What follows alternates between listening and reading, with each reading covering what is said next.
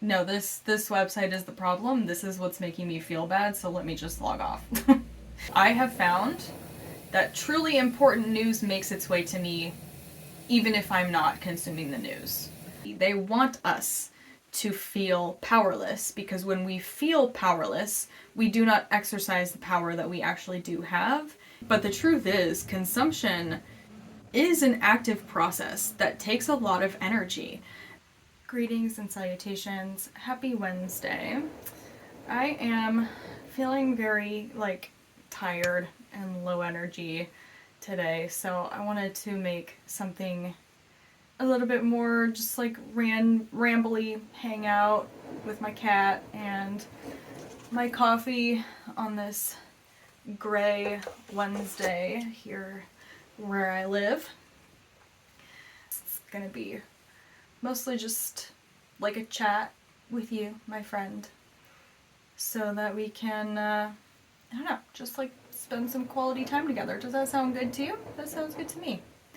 The main thing that's been on my mind this last week has been kind of rough for me. If you're anything like me, then the news has probably been getting to you. I have been observing that getting online lately feels like shit. And it sucks because I already significantly limit my social media. I have a Facebook, but I removed the Facebook app from my phone over 10 years ago so that I can only log on a browser. And honestly, since then, I hardly use Facebook at all. And when I do, it's either because I have an agenda, I have a task that I'm going to Facebook to accomplish, or I have gone and accomplished that task and now I've been sucked in, right? But thankfully, I'm pretty good at getting myself out of the Facebook spiral because my mood just goes down the drain so quickly with Facebook that it's easy for me to be like, oh, I've been on here for 5 minutes and I feel like garbage. I'm gonna turn this off now. It happens so suddenly and so predictably also that it's just, it's easy to be like, oh, no, this website is the problem. This is what's making me feel bad, so let me just log off. So I did that recently. I had it open on my browser because I just recently joined my local Buy Nothing group. And so I was going on there to check Buy Nothing to see if anybody's posting anything interesting, if I posted something to give away. And, but yeah, I just found myself starting to check in on Facebook more and more, even though I didn't want to. I knew that there was nothing interesting on there for me. And so finally, maybe 2 weeks ago, I said, you know what, I'm just gonna log out. So I have logged out of Facebook on my browser. So if I am, it just prevents me from mindlessly opening it and scrolling to kill time, because I think that, well, I know that these apps are designed specifically for that. They're meant for those times of day when you have nothing to do, and so you scroll to sort of fill the time, but then that turns into this muscle memory, this muscle habit of and I mean, I can't tell you how many times, and maybe you've experienced this too, of I just mindlessly open my phone and click on Instagram when I don't even mean to, or I open my phone because I want to check my email, but I open Instagram instead because it is muscle memory. So to disrupt that with Facebook, I just logged out of Facebook so that way, when the time comes that I need to use Facebook for something, I can, obviously, but there are steps. There's friction in the way of me getting to Facebook and spending time on Facebook.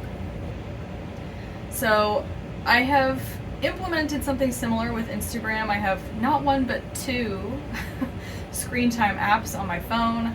One of them prevents me from opening certain apps during certain times of day because, as you know, the built-in screen time functions in our phones, regardless of what kind of phone you have, are shit. They're too easy to bypass. So I downloaded an app. It's called App Block. This is obviously not sponsored. Look at how many followers I have. Obviously not sponsored, but it's a great app. Highly recommend. It's free. Well, is it? No, maybe I paid for it. Regardless, I'm happy to pay for it because it actually does its job of making it so that I genuinely cannot open certain apps during certain times of day. You are able to bypass it, but the friction, again, between like that app that stops me from opening my other apps and bypassing that gatekeeper app is higher than simply going into my settings and changing them or hitting snooze on my screen time limiter. So like, for example, if I want to open Instagram during a time of day that it is blocked, I have to plug my phone in to a charger in order to get the app to bypass it. So this is great because, you know, most of the time if I'm like out and about and I'm mindlessly opening Instagram, if I'm like, you know, standing in line at the grocery store or something, I don't have access to a charger, and in that moment I don't need to look at Instagram. Like so yeah, it's super great. There are other things too, like you can set a pin, you can there are some other things too, I can't remember what they are, but yeah, it's a great app. And then I have a second app that once again increases the friction between me and my apps during the times of day when I am allowed to use social media. So, for example, during like the evening time, my relaxing time, this second app makes it so that I have to wait 10 seconds before I can open Instagram, and it has a little thing that asks like, are you sure you want to do this? It asks me like, how are you feeling right now, like what to try to help me notice patterns of like, when I'm feeling this way, that's when I open this app. And so that is also super helpful because, again, like a lot of the times it's just simply muscle memory that causes me to open these apps in the first place.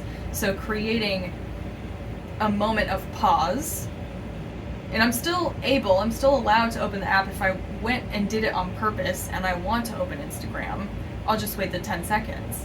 But if I don't, then I can be like, oh shit, right, that's actually not what I meant to open my email, or I meant to respond to a text. So yeah, that app is called Screen Zen. That one I know is free. So also highly recommend it. Another thing too is that I have it set to only give me access to my apps for 10 minutes at a time. So, you know, I have to wait the 10 seconds to get into Instagram. I can scroll for 10 minutes and then it comes back. And then if I want to keep scrolling, I have to wait 10 seconds before I can get back to Instagram. And then another great thing about that app is that it offers these interruptions for like YouTube Shorts and Instagram Reels separately from main YouTube and main Instagram. So I can get on Instagram, you know, I have to wait my 10 seconds, I can get to Instagram, I can like see my friends' posts, I can see my friends' stories, but if I click on a reel, I'm gonna get that 10-second pause again, separately. Which is amazing because, again, I feel like so many times I have found myself unwillingly on Instagram Reels or YouTube Shorts, and so having that moment of pause of like, are you sure you want to get on Instagram Reels? Are you sure you want to get on YouTube Shorts? Because the answer is always no. Never intend to get on Reels or Shorts. That is something that I do not want, like, ever. So That has been super, super useful for me. But even with these boundaries in place, these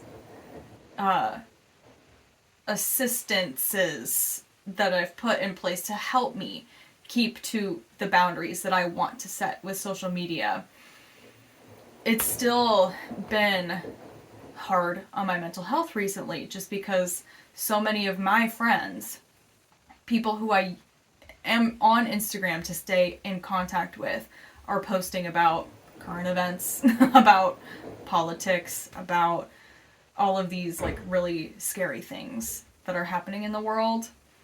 And like, I'm on Instagram because my community is on Instagram. If people that I cared about were not on Instagram, I probably wouldn't be on Instagram. But I am because they are. And it's sort of a third place, right? Like, something that I've been thinking about a lot lately is I think a big reason why the political left is so fractured and inefficient and ineffective and frankly losing to the right is in part, I mean, this is obviously like a really big complex thing. I'm not proposing that this is the only reason, but I think that part of the reason is because we on the left don't have a third space. We don't have like a physical third space. Folks on the right still have church, right? But like, I mean, those of us on the left, most of us don't go to church because most of us have been burned by the church.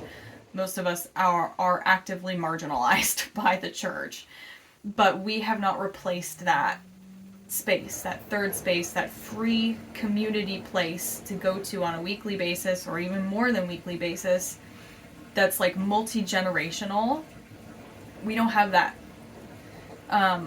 So social media is that for those of us on the left, and that's a problem. And I'm not going to go into why that's a problem. I think it's pretty obvious. Like, there are plenty of other people who have talked about why social media is like not it for like finding common ground with our fellow humans. Point being, Instagram is a third space for me to keep in touch with friends. And so that's why I'm on social media, but it gets really hard because, like, I mean, you can put in all of the effort that you want to train your algorithm to be a safe space for you, which, by the way, I wholeheartedly advocate for doing. I disagree with the notion that you must be informed of all of the horrors that are going on in the world. And I'll tell you why, okay? You may disagree with me, you may believe that this is a privileged take, and I will acknowledge that, yes, it certainly is a privilege for me to give myself permission to not be informed, to not be consuming the news every day. Because I am safer in this world as a, middle-class white lady than many other people. And I have found that truly important news makes its way to me even if I'm not consuming the news. So, for my own sanity, I find it better to, instead of hopping on the roller coaster of the 24-hour news cycle and letting news organizations and social media platforms hijack my brain and cause me to very rapidly slip into despair, I'm gonna wait until these current events find me in the real world, So with that in mind, I have done a lot of work over the last few years to make my algorithms a safe space for me. And this takes a lot of active participation with social media to not open comment sections. That is my biggest thing, is don't open comment sections, especially on posts that you know are going to be controversial. Like, you can smell it, right? Like, when you find some, or not when you find, when you're served some content that you know is going to be controversial. Maybe it's like some, woman talking about being child-free, or somebody who is fat working out, and it's like you can smell the hateful comments that you're gonna find in the comment section. Don't follow the smell.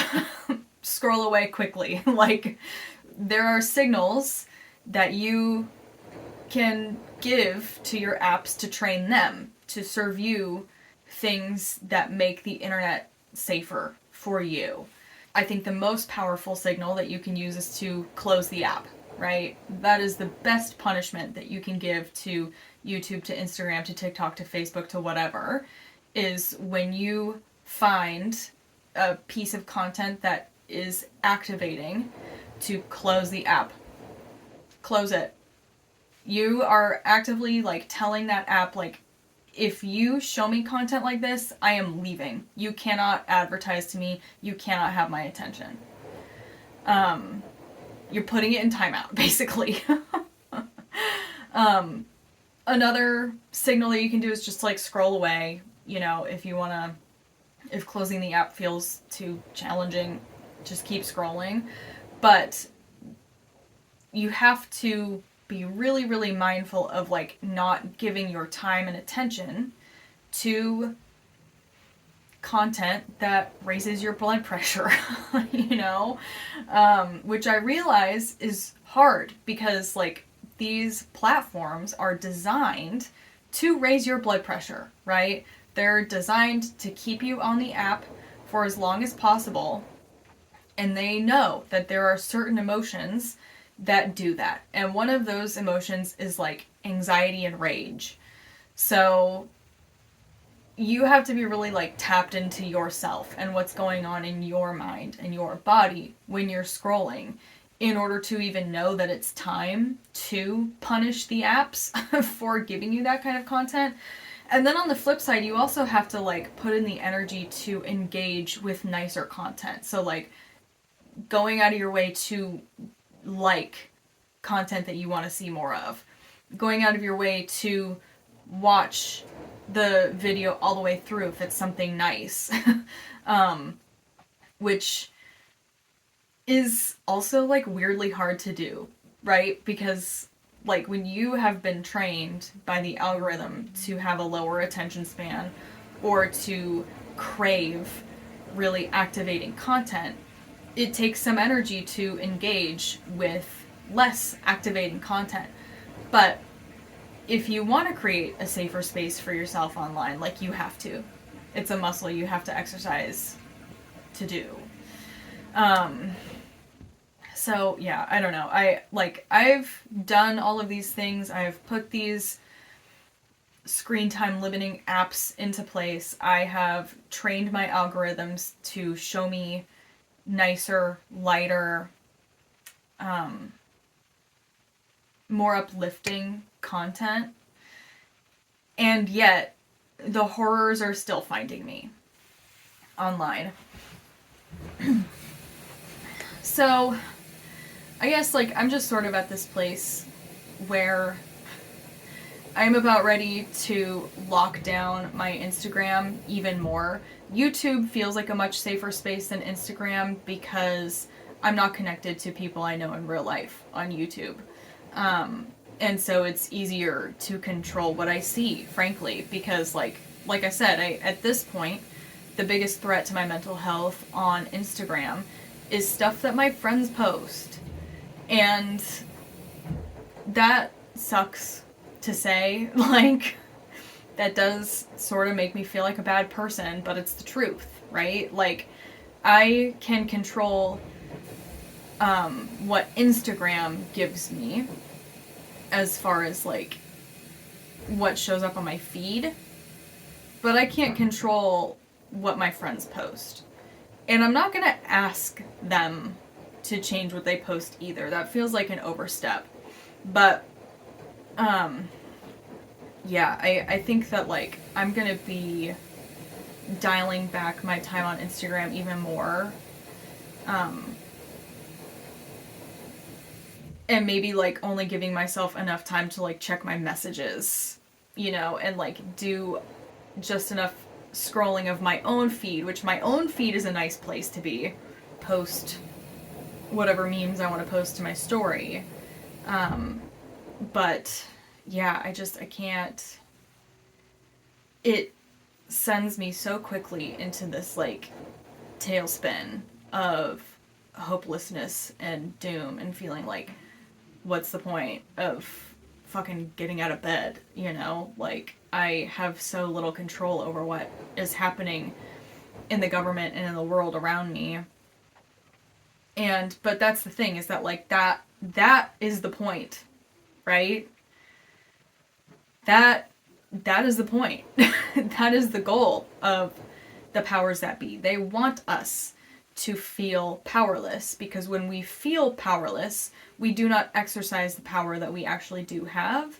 And the truth is, we as individuals do have more power than what we may think, based on the feelings that get generated within us when we consume the news, when we consume all of this, like, information about, like I said, the horrors that are happening all around the world.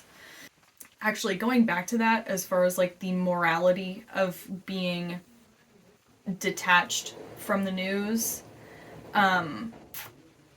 this, like, you know, it's our duty to be informed as, in order to be, like, good people, in order to be good citizens. First of all, according to whom? Who said that? Second of all, who benefits from that? I don't. I don't benefit from being informed and, like, seeing graphically violent images on my little rectangle here. I don't benefit from that. The people who I'm watching suffer don't benefit from that. The social media platforms benefit from that. The news platforms benefit from that, because that's how we stay on the platforms longer. The political powers that be benefit from that, because this is how they divide and conquer. So, like, yeah, I really don't agree with the notion that, like, you have to be informed in order, like, at least that level of informed, in order to be a good citizen. Also, I will offer this too, that, like, our ancestors, and not even distant ancestors, like our grandparents, didn't have this kind of 24-hour news cycle where all you have to do is open this rectangle that lives in your pocket to instantly be connected with every horror that is happening around the world. A few generations ago, they didn't know that about, like, these horrific things happening around the world. Or, like, if they did, that information came to them much slower, with less of a fever pitch. And, like, I'm saying all of this because I think it's important to look at that to balance this narrative of, like, you must be informed in order to be a good person. Because, like, yeah, our ancestors just a few generations ago weren't informed about things happening across the globe from them. Did that make them bad people? I don't think so. Like, it doesn't help anyone when we get oversaturated with all of these terrible things that are happening around the world that we can do nothing about. You know, like, or that we can do very little about. All it does, I think, for most of us, is to serve as a way to keep us feeling stuck and helpless and hopeless and impotent. We get so inundated and exhausted with this like information overload that all of the rest of our energy after working to keep a roof over our heads is spent simply digesting all of that information, and we don't have any energy left to actually like go out into the real world and improve our communities. So those are my thoughts on this like narrative of one must be informed, and if you're not informed, then you're a terrible person. Because yeah, the truth of the matter is, for me, I am much more functional in my own life and therefore much more capable of contributing in a real, tangible way to my community when I place strict limits on my consumption of the news. Speaking of overconsumption, something else that is sort of my like North Star for 2025 and probably beyond, I think like definitely for the rest of this administration, and again probably beyond, probably hopefully for the rest of my life, my goal, theme, vision, my ethos for this year is to try to create more than I consume. And there are sort of two different ways that I can approach that. I can approach that by creating more, which is what I'm doing here right now, and by consuming less. And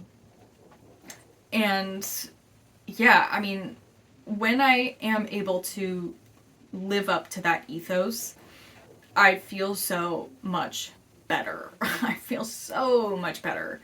I think that we tend to view consumption as sort of this like passive thing that we do, this passive thing that happens to us. But the truth is, consumption is an active process that takes a lot of energy.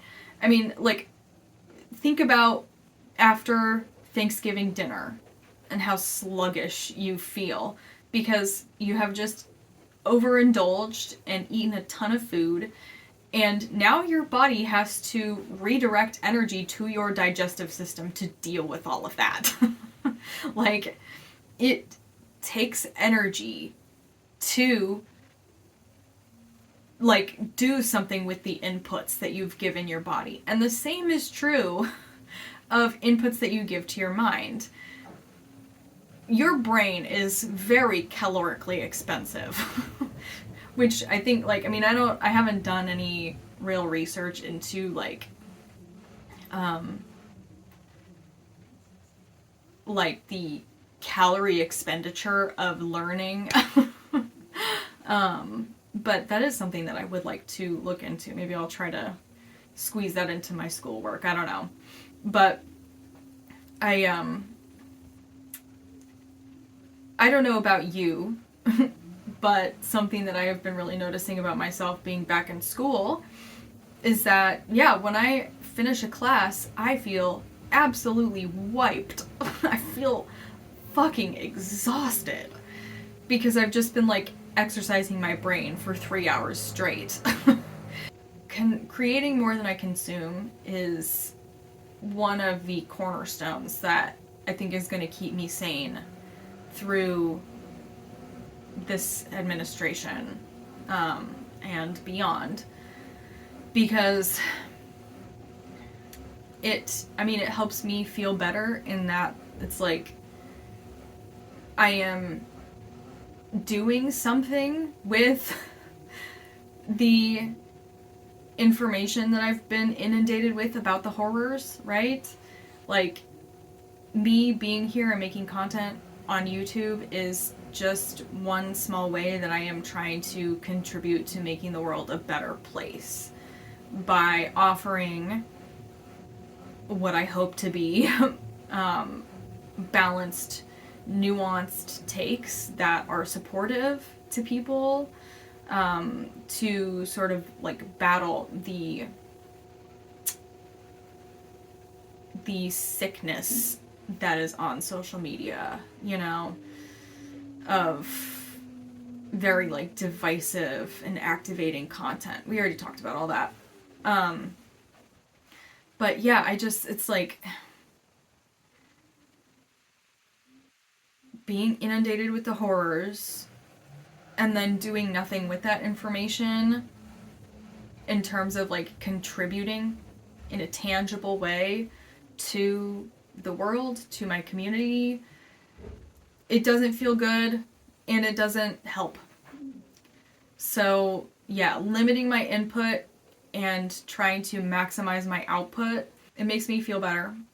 And when I feel better, I am able to be more productive and more helpful to the world around me. Also, like, creativity is one of my biggest values, if not my biggest values as a person. And so, like, creating more than I consume is also me living into my values, which will inherently make life feel better and more fun and more, like, worth living and make me feel better about myself, improve my self-esteem, feel like I'm having the experience that I want to have in life. So, yeah, creating more than I consume. It's hard. I mean, consumption is such a habit, right? It's such a habit. And creating also obviously requires energy, more energy than consuming does. But that goes back to what I was saying as far as like there's kind of two different ways that you can create more than you consume. One is to create more, one is to consume less. And so like I'm trying to do both. I'm creating more and trying to consume less so that like I can re-energize more efficiently to get back to creating more. So yeah, all right. I think I've rambled enough for today. Thanks for hanging out with me. I hope that I was able to maybe keep you company and help you feel seen and heard and offered a valuable perspective. Even if you don't agree with me, maybe I've helped you clarify your own views a little bit through that disagreement. Yeah. I'll be back on Sunday to discuss the analytics of my channel. That's a series that I'm doing every Sunday to track the growth of this channel. My goal is to monetize my YouTube channel by the end of 2025. Right now, my goal for February is to reach 100 subscribers, which I have not done yet, as you can see. So if you've made it to this point in the video, I would deeply appreciate it if you hit the subscribe button and maybe go check out some of my other content. Yeah, leave a comment. Let me know your thoughts. Do you agree? Do you disagree? Was this video worth your time? Let me know. I am wishing you sanity and peace and rest for the rest of this week. So, take care. What's your plan? Come here. Come on. Where is she?